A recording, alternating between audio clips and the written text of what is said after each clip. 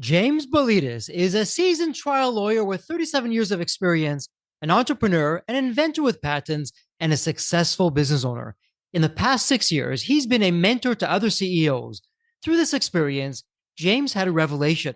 He realized that his well intentioned advice often stifled the grand visions of others. Determined to change, he discovered a way to control this vision killer instinct in himself and others. He focuses on helping business owners create and implement actionable big visions. He shares his insights in his book, Vision Maker. And before we start the episode, a quick word from our sponsor, Deep Wealth and the Deep Wealth Mastery Program. Here's Bill, a graduate, who says the Deep Wealth Mastery Program has transformed the KPIs we're using to accelerate growth and profits. Or how about Emery, who says, and I love this, and I quote, the Deep Wealth Mastery Program helped me create the right mindset for both growing my business and later my future exit. I now know what questions to ask, what to do and not to do, which is priceless. The team and I have found dangerous skeletons and gaps that we're now addressing due to the Deep Wealth program. Today, our actions have a massive ROI. Absolutely love that. And now, speaking of growth and adding value, check out what Bruce says. And I quote, as a business owner, I'm always looking for new programs, systems, CEO peer groups, and strategies to improve my business. Hands down, the Deep Wealth Mastery Program is the absolute best. I'm both growing my business and preparing for a future exit at the same time. It doesn't get any better. And I got to tell you, as I hear these testimonials, this is exactly why I do what I do. My mission, the team's mission here at Deep Wealth, is to literally change the social fabric of society, one business owner at a time and one liquidity event at a time. The Deep Wealth Mastery Program, it's the only one based on a 9-figure deal. And that was my deal. You know my story. I said no to a 7-figure offer. I created a system that we now call Deep Wealth Mastery. And that's exactly what helped myself and my business partners welcome from a different buyer, a different offer, a 9-figure deal. So if you're interested in growing your profits, preparing for a future liquidity event, whether that's 3 years away or 33 years away, and if you want to optimize your post-exit life, Deep Wealth Mastery is for you. Please email success@deepwealth.com. Again, that's success, SUCCESS, at deepwealth.com. We'll send you all the information about the Deep Wealth Mastery Program, otherwise known as the Scale for Ultimate Sales System. Better yet, why not hop on a complimentary strategy call? We'll see where you are at your business and what's standing between you and your financial independence and your dreams. So that's where you want to be. You want to be with other successful business owners, entrepreneurs, and founders just like you who are looking to create market disruptions. Whether you're a startup, whether you've been in business for 3 or 4 decades, whether you're manufacturing, whether you're high tech, SaaS, low tech, whatever the case may be, come on in and network with other business owners, with other businesses just like you, because they all want to lock in their financial freedom and enjoy both success and fulfillment. Again, the 90-day Deep Wealth Mastery Program, it has your name on it. All you need to do is take the next step. Please send an email to success@deepwealth.com. Well, hello, Deep Wealth Nation. Welcome to another episode of the Deep Wealth Podcast. Now, you heard it in the official introduction. We have a former trial lawyer, yes, a trial lawyer, but also an inventor, an entrepreneur, a thought leader, an author, all things, all. He is just one heck of a guy. So, Jim, welcome to the Deep Wealth Podcast. An absolute pleasure to have you with us. Jim, I'm curious because there's always a story behind the story. What's your story? What got you from where you were to where you are today? Well, the cliff notes on that, Jeffrey, would be originally I wanted to be an entrepreneur. I actually wanted to be in venture capital. I wanted to go and help turn companies around because I was in business. I was working in the carpeting industry when it was young, and we were doing a lot of incredible things, but I kind of hit a ceiling there and needed to move on.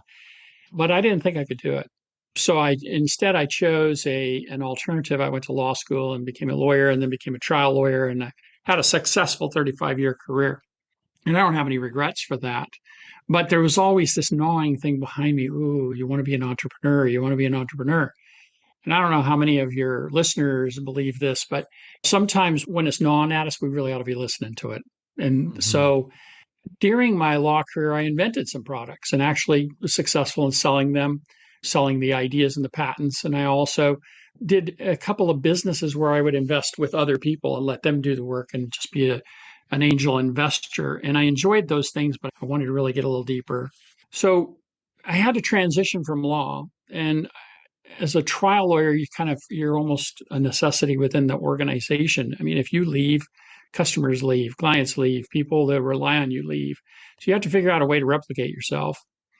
And that's not an easy task. But then also, it's getting over this idea that, well, I really want to follow a vision, but what vision is that? And when you start confronting that, you get a little bit more concerned about, well, I got to make a living, I got to pay for my kids' college, all those other things that demand on us financially. And so I had to come up with this idea. Well, what's it going to look like? What's it going to be like? And I'm well read in all of the heroes of our country, right? I look at athletes and how successful they are. I look at and you read their books and you read the books of the business people too, and they're successful. And you think of Steve Jobs and oh my God, what a successful visionary. And you wonder, I don't know if I'm that guy. I don't know if I'm that creative. I don't know if I have that capability. I have an idea or two, but I'm not sure I can do those things. It was out of necessity that I actually found a way to transition and become more visionary, less doer. And in so doing, kind of this process that I uncovered for myself worked so fabulously that I ended up in a company that we took it to 20 million in 3 years and sold it. We're really happy with that and some other things. And I transitioned out of law because of it. When I began advising clients, because I've coached about 100 now CEOs, I would say, hey, I did this. You want to try it? They would have these great results. So I put it in a book. I just felt like I couldn't really just sit on it. And the book's called Vision Makers, and it's on Amazon. That's the story of my business, anyway. What a terrific story. And for our listeners, in the show notes, it's a point and click Vision Maker, 3 weeks to creating a powerful directive that will inspire your team and ignite your business. And Jim, before we get down that whole path, I've got a question for you from your years as a trial lawyer. You're a trial lawyer for quite some time. My best guess is you saw I'll call it the human condition, the good, the not so good, everything else in between. Having that kind of experience, seeing those things upfront and personal, what's your take on people in general? Where are you on that? Because I feel that today with social media and the algorithms, we see what our own biases are. And that's a whole other episode that we can talk about why that's not so great. But someone who's been there with the people of all different kinds of backgrounds, I suspect, and stories and doing some great things and probably some not so great things. Where are you on that?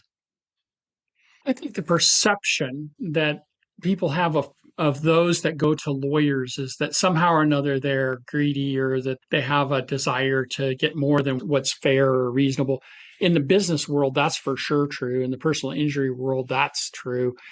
And so there's often this conflict because of the way in which that perception is created. And you start out at sort of in a negative. And I challenge people to think differently about this. And actually, I nicknamed myself the fun lawyer because let's have fun doing this. Let's find a way to get through this process and enjoy it. And of course, if we have a nice paycheck at the end, it's always enjoyable, right? But in addition to that, let's not get too wrapped up in that. And that was a really successful way for me to do business and be a trial lawyer and have success. I even encourage jurors, arbitrators, hey, you know what? Let's solve this problem, but let's solve it in a way that seems to be a little bit more congenial than the typical process in the legal field. So my answer to your question is that most people that came to me, I won't say all, but most people, they're very hardworking, just want to get through this. They've been wronged in some way, and they need to figure out how to set things right. Mm-hmm. And sometimes that requires us to get into litigation and do it. Okay, interesting with that. And I would imagine that the strategy that you deployed, and you referenced this earlier as well when we began talking, the strategy that you deployed in litigation or as a trial lawyer, and how you look at things and how you try and figure things out, that there's a lot of application to business. Thoughts on that? Yeah, absolutely. In business, we want to create a plan, right? And then we want to execute on that strategic plan. And if we don't do that, we're kind of taking some risk. And that risk can be minimized if that strategic plan is created. Well, the same thing's true in litigation. Often what I would do is I would set out a whole plan for how this case is going to evolve and what the ultimate outcome I expect from it based upon the things that I would assume to happen. And often I would announce this plan to the other side. I'd say, this is what we're going to do. And then they would scoff or laugh or say, oh, that's outrageous, unreasonable. You're not going to do that. You can't prove that, whatever it is. And then slowly over time, I'm implementing each little step of that plan. Eventually, people, when they start seeing those steps coming true, start to think, you know what? This guy's got something here. He's executing on it.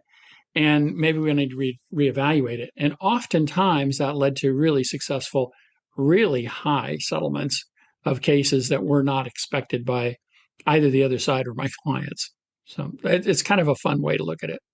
Wow, interesting. So instead of keeping it top secret, just between you and the client, you're putting it out there for public display. And at the same time, you're planting some seeds. And as they see, oh my goodness, we thought this was crazy, but look at this. It's actually starting to happen. To your point, hey, maybe we're not on such solid footing that we thought we were. Let's reevaluate. And so, Jim, from that Yeah. perspective, it will start getting into. I love what you're doing with your book, Vision Maker. In business in general, what are your thoughts about that strategy when we're now in business? We're in the marketplace. Are we broadcasting, according to your playbook, some of our strategies, even to the competition in the marketplace? Or are we keeping that to ourselves? Where are you on that? The first thing, let's take two chunks out of that. So, how do we announce it? Well, we have to have it. If we don't have the right vision and it's big enough, then announcing it isn't going to do us any good. And I want to spend a moment on that if you don't mind. Oftentimes, we create a vision that's too small. I want to increase my revenue by 50% next year. I want to hire and create a culture that's more dynamic and more consistent with my morals. Mhm. Those are great goals, but truthfully, we have to ask ourselves, is that really a vision? The reason that I say that is because typically when you announce to the world your goal that you want to double your revenue, nobody else cares. Nobody else cares about your revenue goal. When you're doing your business model and you're trying to sell your product, nobody cares that you want to double revenue. They want to know what the product is going to do for them. But more importantly, they want to know the vision that your product is going to fulfill for them. And so your vision has to be aligned with your customer. So creating that vision is really important before we go out and announce it. And the inhibitor, the thing that was really difficult for me as a doer is, well, I don't want to get out too far ahead of my skis, right? I don't really want to. I don't want to say I'm going to do something and then not be able to do it. I don't want to aggressively announce some vision and then later on I couldn't even get off the ground with it. That's the vision killer. And it's not only in us, it's in those around us that care about us and love us, appreciate us, right? They always want to protect us. Even I find that in my own son. He's 18 now. I found several years ago I was killing his vision. Like he had a vision, and right away I was in, well, how are you going to get that done? So here's the key component that we need to remember when we're creating our vision. In my mind, it has just been a moment of clarity. All vision killing is in how do you get it done? All of it. I've challenged hundreds of people, several podcasters. Nobody can tell me an example of a vision that is being killed by anything other than how, the how. So we need to set that aside for a moment. And when we enroll other people to talk about our vision as we're forming it and collaborating, then it's great for us to just say, hey, listen, let's not talk about how to get it done right now. Let's talk about what we really want to do. That expands us and expands our vision. And when we get a vision that's bigger than us, and honestly, if you can create the vision bigger than your customer, it explodes. You have this tremendous success. So that's the key component right there. And then building that connection with other people that can support you by suspending the vision killer while you're developing the vision. There'll be plenty of time later to analyze how. Absolutely. And for Default Nation, I hope you're paying really close attention because, Jim, what you just shared, that's not gold, it's platinum. How many dreams have just been thrown out the window because people get imposter syndrome? Who am I to do this? Or I can't even Yeah. imagine. Here's the how I'm going to do this. Or well intentioned friends or family. Jeffrey, come on. Who do you think you are that really you're going to do that? And couldn't agree with you more that if we can take the how out of it, and as you're saying that, Jim, I'm actually reflecting back on my own journey. And most times, ignorance is not bliss. In my case, at the start of my company, Embanet, ignorance was bliss. Because if I would have known back in the day what I knew a few years later, I'm not so sure I would have started, because the mountains to climb were very high and there were a lot of them. But I just was passionate. I loved what I was doing. And I said, you know what? Tomorrow's a new day. Figure it out tomorrow. And we made some progress today. And we'll just keep on going. And the small, consistent actions day over day with the right people added up to massive results. And so I couldn't agree with you more. And I also love what you're saying. We call it the world's favorite radio station with what you're saying, Jim, WII.FM, the what's in it for me, not for us though, but for all of our stakeholders. You could want to 10x the revenues. Customers don't care. The marketplace doesn't care. What are you going to do for them in that process? And actually, it's a great segue into, and I love what you're doing in the Vision Maker book. I mean, talk about a short period of time, 3 weeks, and then off you go with that. And so in week one, you are talking about the vision killers, and you've talked about some of them now, the how behind that, or well meaning family or friends that are putting all these seeds of doubt in your mind. What else would you add to the vision killers that you would want us to know about? Well, to the vision killer, I think you can identify them in others fairly quickly, Mm-hmm. but look at yourself too. Look at how many times you yourself say the things that you were just saying. I don't know if I have the horsepower for that. I don't have the people. I don't know anybody. And yet, if you met the right person, which is going to be a little bit later in our conversation about collaboration, but if Mm-hmm. you meet the right people, all those problems go away. I use the example of, well, go ahead. I want you to feed 1 million people in a week. And you go, that's impossible. Oh, by the way, I'm going to introduce you to Elon Musk, and he's got an extra $1 billion he wants to give away. All you got to do is present it to him. Then it suddenly becomes okay. Well, that's unrealistic. But see, in a smaller scale, that's exactly what happens. We just don't necessarily have a big name to it or $1 billion to it at the start of things. But I'll bet you had your experiences where suddenly the opportunity came to you when you were building that business on a problem that was sticky. And the opportunity came to you because you were looking at it. You were saying, hey, what opportunity is here? What way can I create that will solve this problem while I continue to grow? And yeah, it's always, when you look back, sometimes you always think, gosh, that was a big mountain to climb, wasn't it? You Absolutely. always look back a little bit. I'm never climbing up to the top of the peak again. I did that with Mount Whitney. I'm never climbing Mount Whitney again. And It Jim, was a lot of work. I Uh, hear you on but that. but Yeah, it was fun after the fact. It's terrific fun. absolutely. Looking back, appreciate the journey, perhaps not at the time, but after the fact.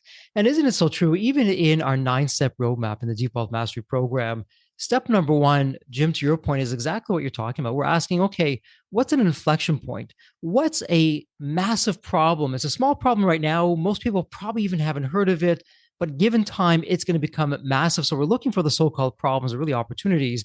And then not figuring out how we're all going to do this in a day, but identifying it, putting some plans around how we're going to really tackle that and get that done. And if we do it right, create a market disruption. So what I like with what you're doing in week one is really two things. And you can say, Jeffrey, you're on base or off base.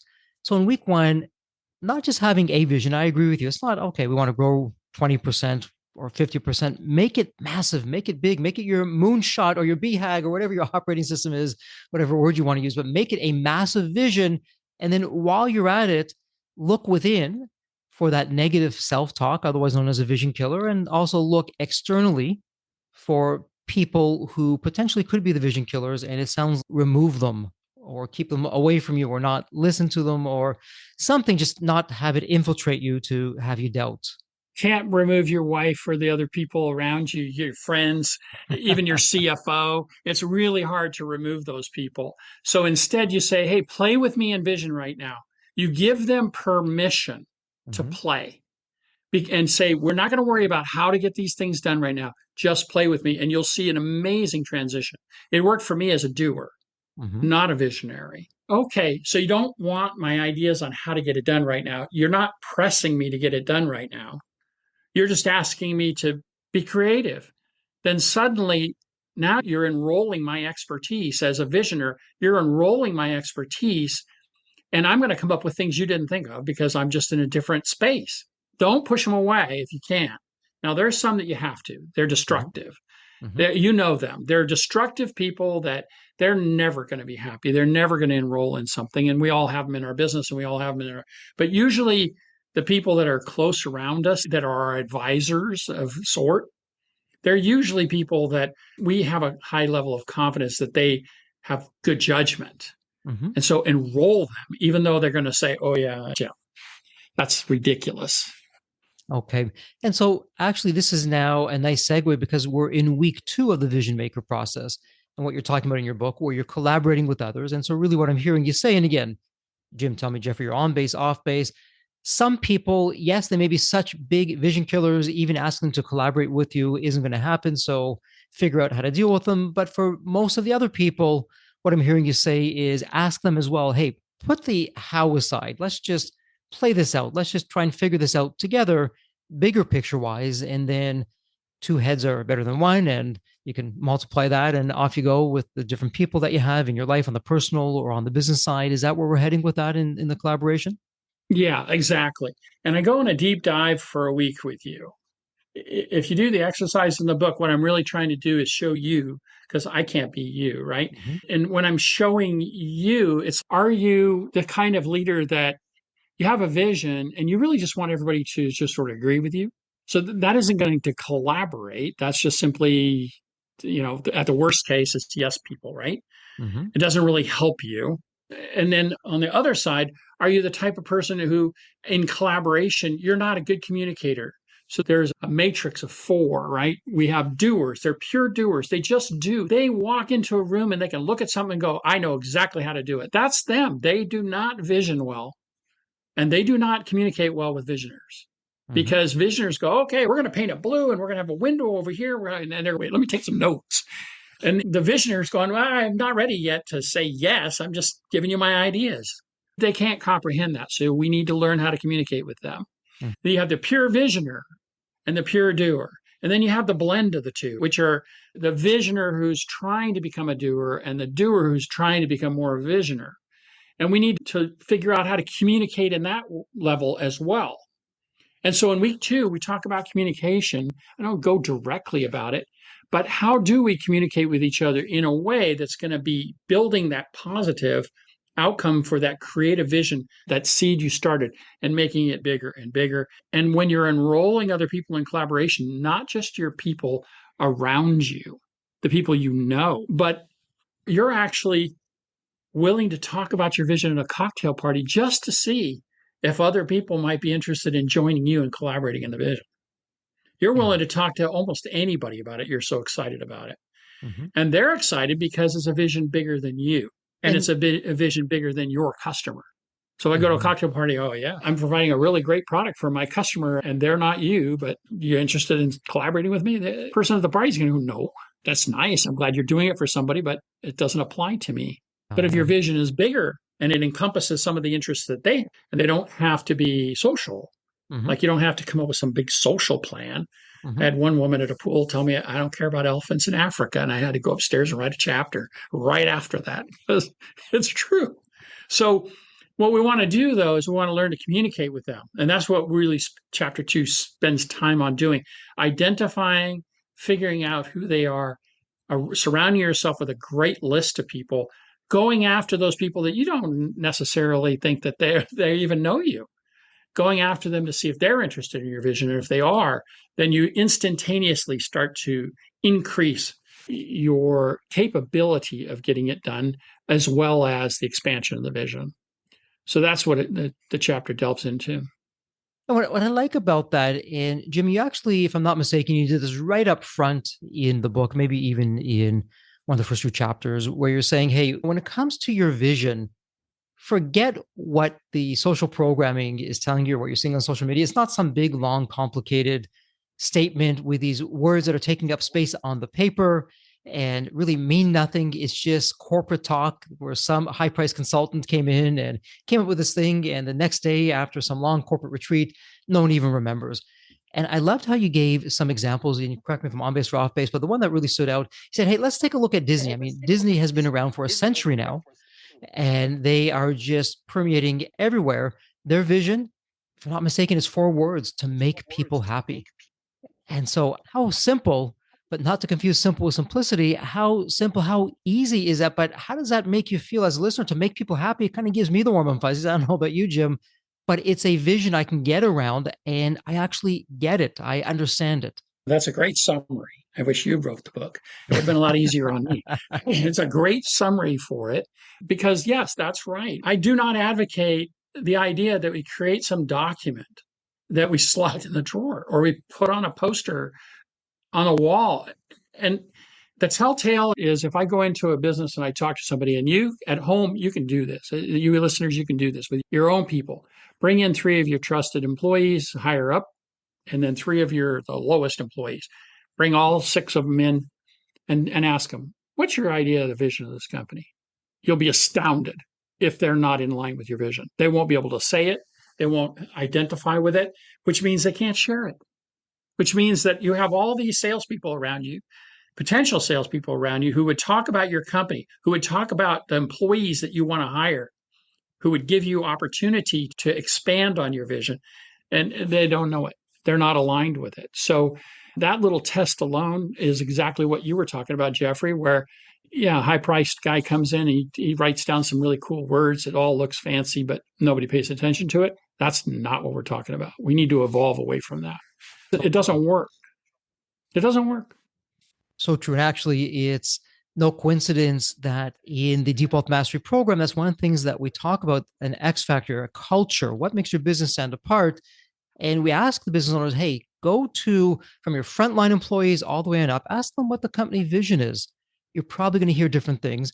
Well, guess what's going to happen when your future investor or buyer is thinking about coming in, wanting to pay top dollar, giving you the best deal, not just any deal? They better not be hearing that. Now, I'm not so sure if this is an urban myth or not, but the opposite end of this, the story goes, I believe it was in the early 60s, President Kennedy was at the NASA Space Center and he's walking around and he saw a janitor and he said, hey, what's going on? I'm so and so. And he said, oh, Mr. President, I'm helping put a man on the moon. And so, I mean, that's the original moonshot. And that being the case, I mean, there's an example from a frontline employee all the way up. Everyone knew what the mission at that time. What's NASA doing? We're putting a man on the moon. Simple, a few words, but everyone got it. They understood it. And this, I suspect, is where you're encouraging the listener, hey, make sure everyone's on the same page, that it's a simple vision. It's one that's easy to understand, but also everyone knows it and they can roll it off the tip of their tongue. I love that example. I think that's awesome. I often tell people if you have a really great vision, the employees you've been struggling to find come to you because they hear about your vision. The customers that you want come to you rather than you having to market so hard to try and increase your revenue. They come to you because they not just, oh, your product has a better feature, but because they align with your idea of what it is that you stand for, what it is that you're creating here, what it is that you're trying to do. And if this sounds too slippery for you as a listener, I just encourage you, just read the front and back of the book, the things on the Amazon thing, because it'll give you some idea of what I'm talking about.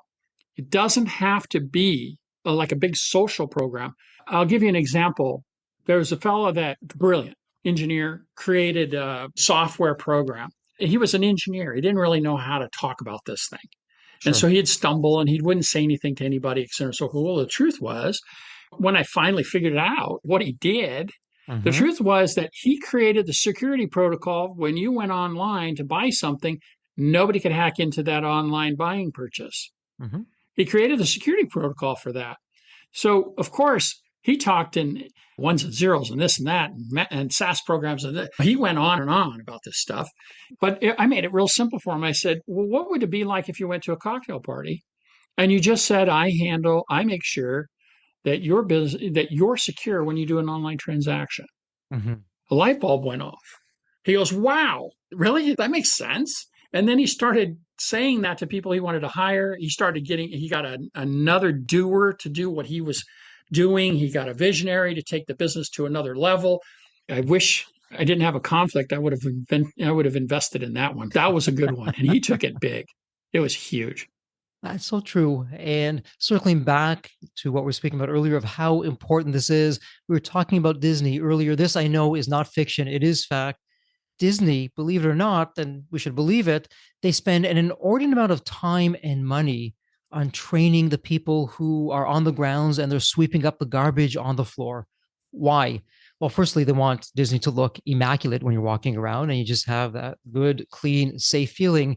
But they also realize that the groundskeepers, the janitors, whatever you like to call that particular role, that's really the spokesperson for the company. When people have a question, that's who they're going to go to and ask, not the president in some ivory tower or someone with a fancy title.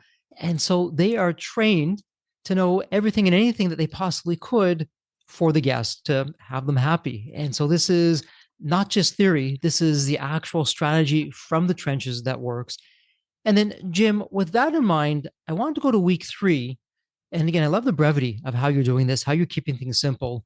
Now, in week 3, what you're talking about is taking the vision to the world. But I love one word that you use at the start of the chapter or the title of it.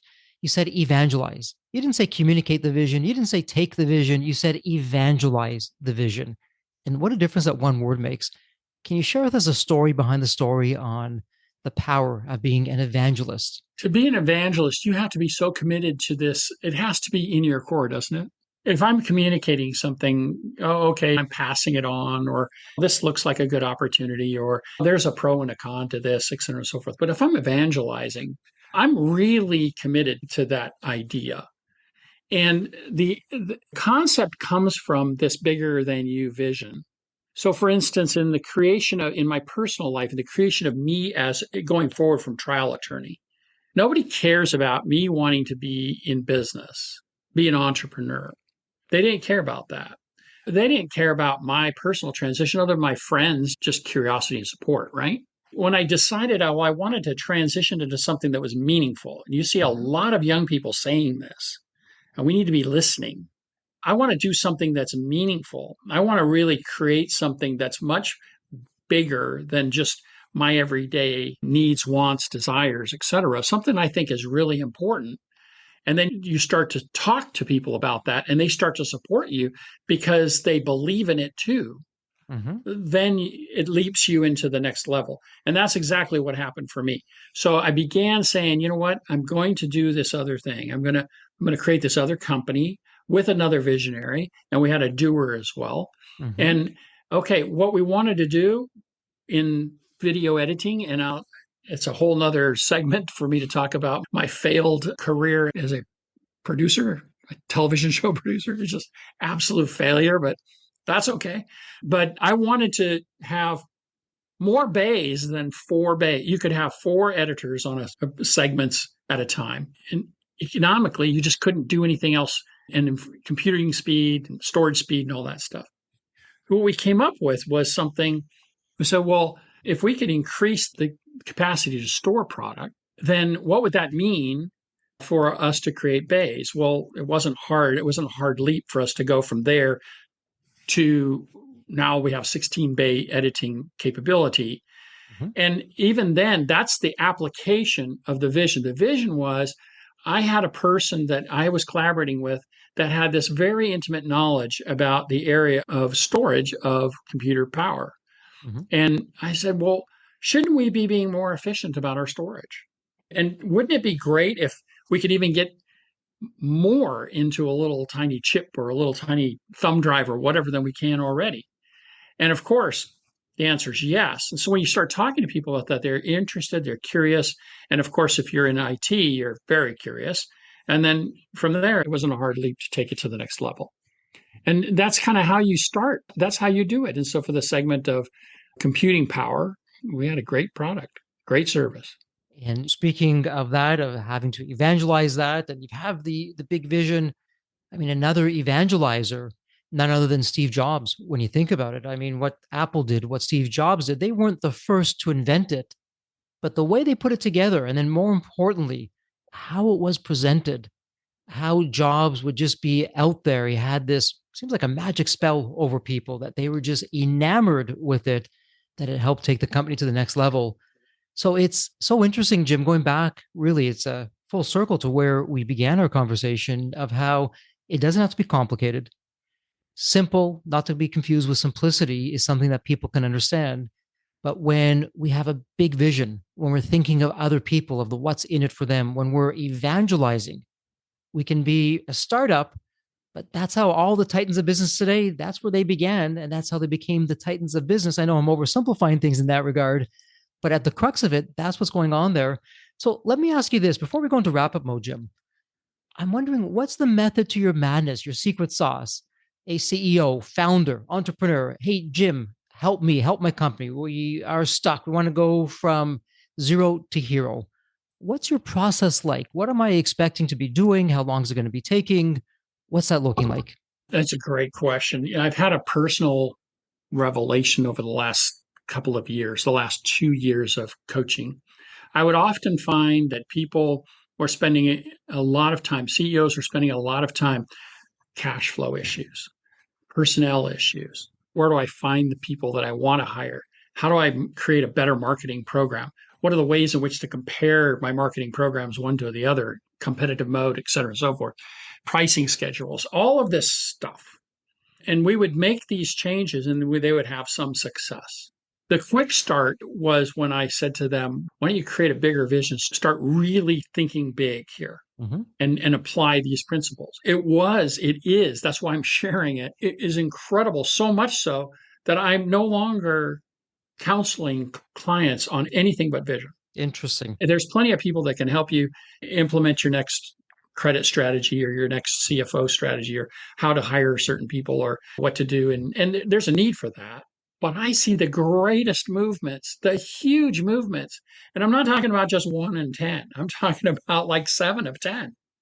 Huge movements, double, triple revenue in 1 year. That's incredible for somebody that sat for 3 or 4 years at $1 million and then doubled it to 2 million. Then the next year went to 5, all because of a newer vision of how she thought her Mm-hmm. business should be presented to others that were, in this particular case, going to do event planning. Did that mean? What kind of an event were we talking about? Oh my God, that field is saturated with people with ideas, but you got to have a vision.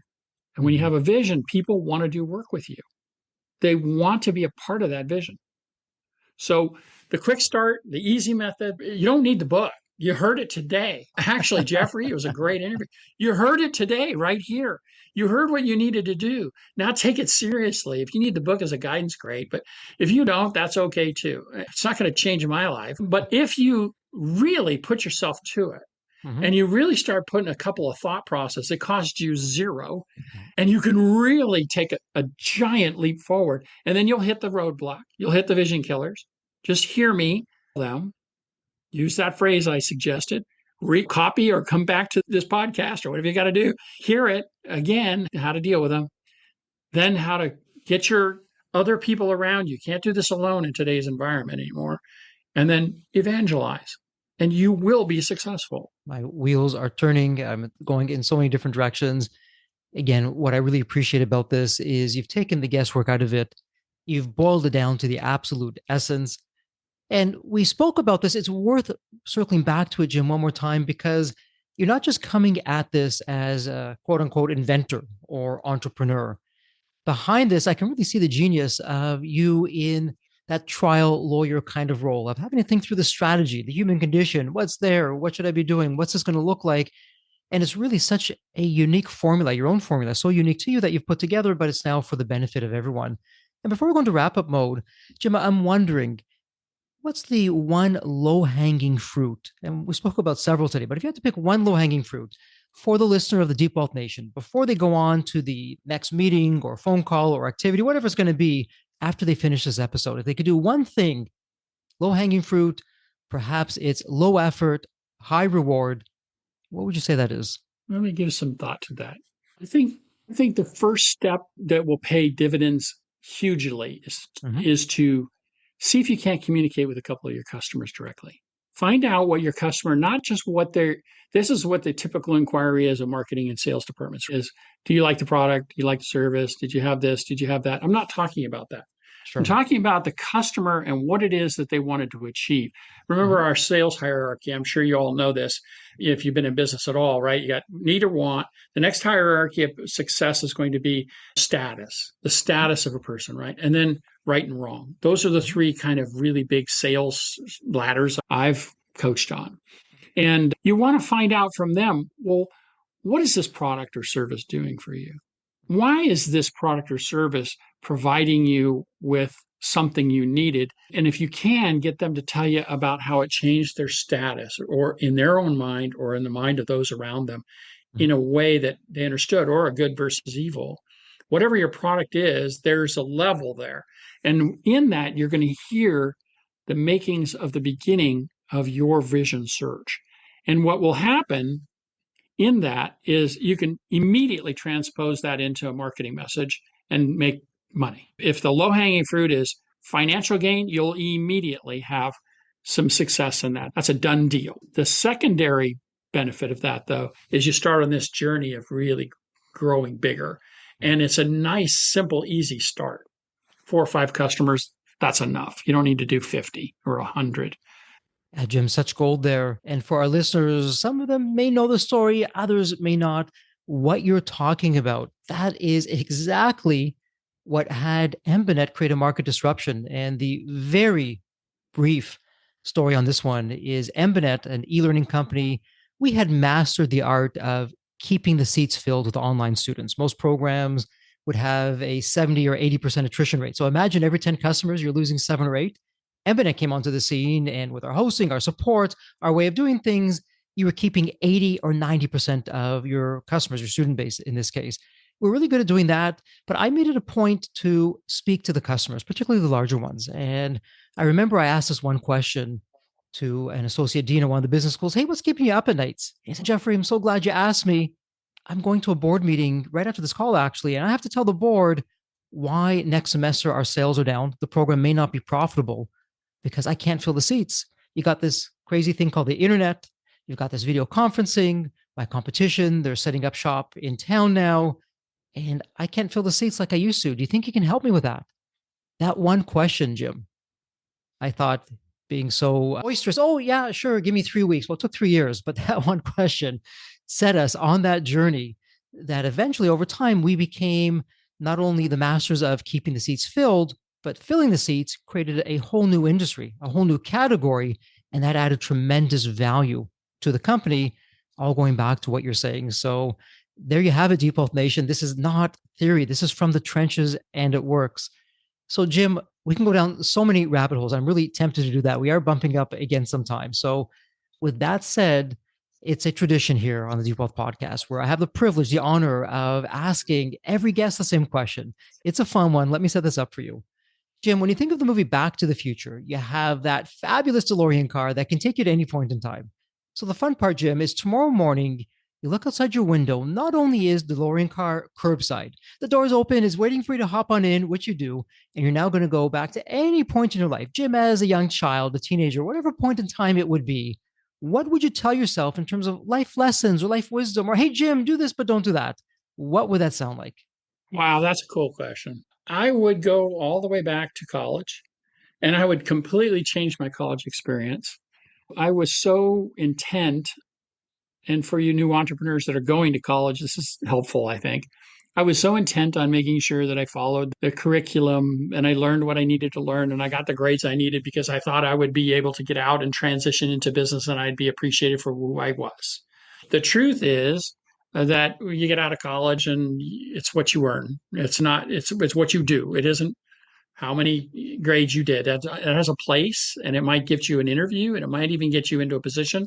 But the real quality of the position that you want is going to be in that. And I would have completely changed around. And I did have a professor that was an entrepreneur. I would have done more attention to that and Mm-hmm. really focused on it. And then as I exited college, probably would have started my own entrepreneurial process right then. That's what I would have done. So, what would you have said in a sentence or two to your younger self? You just laid out the strategic plan here. I love that. What would the advice have been? Be open to opportunity at that young age. Don't think that you have to follow the form and structure.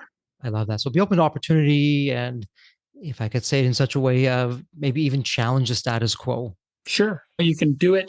You can actually enroll the status quo into your new idea, right? Love that. So just be open to opportunity. And really, fast forwarding to today, it's, hey, don't follow the social programming, be open to opportunity, see where the journey takes you. And Jim, before it's an official wrap, for a listener, they have a question. They want to become a client. They want you to coach them. All of the above. Where would be the best place online for someone to reach you? Vision-maker.net. I'm offering this now. I won't be offering it in 2, 3, 4 months. You can book 15 minutes with me free. There's no coaching contract. There's no pressure. There's no sales, anything like that. I'll just talk to you because my intention, my vision, I'm going to enroll you right now, all of you. My vision is that we change the way we vision. And I don't just do this because, oh, gee, this is going to financially help me. The reality is, I believe in our society, we need visioners. In our politics, I believe we need better visioning. In our social environment, in our social structure, in how we take care of other people, I think we need better visions, visions that are much more comprehensive and they take into consideration some of the true challenges that we face in the next 25 and 50 years. And while there are some, I think we need to listen to a few more, but we need to create even more than that. So the only way we're going to do that is if we really go after it. And the only way we're going to go after it is if we change the way we create vision. That's my goal. And if my contribution is 15 minutes with you, I'd be more than happy to do that. Wow, what a terrific opportunity. And again, Deep Wealth Nation, it doesn't get any easier. Go to the show notes. It's a point and click, not only to Jim's site, but also get the book, Vision Maker, 3 weeks to creating a powerful directive that will inspire your team and ignite your business. Come on, you can't tell me you can't take 3 weeks out of your already busy schedule, but it could be a game changer and take it to the next level. Well, Jim, a heartfelt thank you and congratulations. It's official. This is a wrap. And as we love to say here at Deep Wealth, may you continue to thrive and prosper while you remain healthy and safe. Thank you so much. Thanks, Jeffrey. It was a real pleasure today. So there you have it, Deep Wealth Nation. What did you think? So with all that said, and as we wrap it up, I have another question for you. Actually, it's more of a personal favor. Did you find this episode helpful? Have you found other episodes of the Deep Wealth Podcast empowering and a game changer for your journey? And if you said yes, and I really hope you did, I have a small but really meaningful way that you can actually help us out and keep these episodes coming to you. Are you ready for it? The dramatic pause. I'll just wait a moment. Drum roll, please. Subscribe. Please subscribe to the Deep Wealth Podcast on your favorite podcast channel. When you subscribe to the Deep Wealth Podcast, you're saving yourself time. Every episode automatically comes to you. And I want you to know that we meticulously craft every one of our episodes to have impactful strategies, stories, expert insights that are designed to help you grow your profits, increase the value of your business, and yes, even optimize your post-exit life and your life right now, whatever you want that to look like. And every time you subscribe and a fellow entrepreneur subscribes, it's a testament to how together, yes, we are changing the social fabric of society. One business owner at a time, one liquidity event at a time.